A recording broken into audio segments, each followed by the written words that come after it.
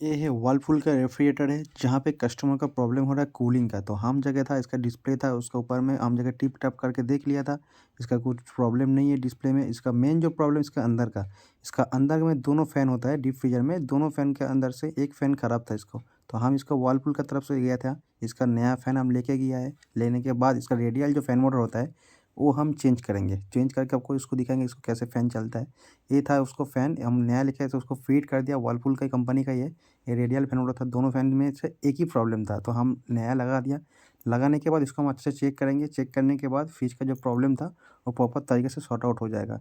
इसके बाद देखिए फ़ैन के ऊपर देखिए जो 16 का पैनल लगता है, पैनल लगा दिया। लगाने के बाद इसका जो फ्रिज में जो लगता है डीप फ्रीज़र में, देखिए लगा दिया। देखिए आप देखिए फ़ैन चल रहा है, दोनों फ़ैन ही चल रहा है, कोई इश्यू नहीं है।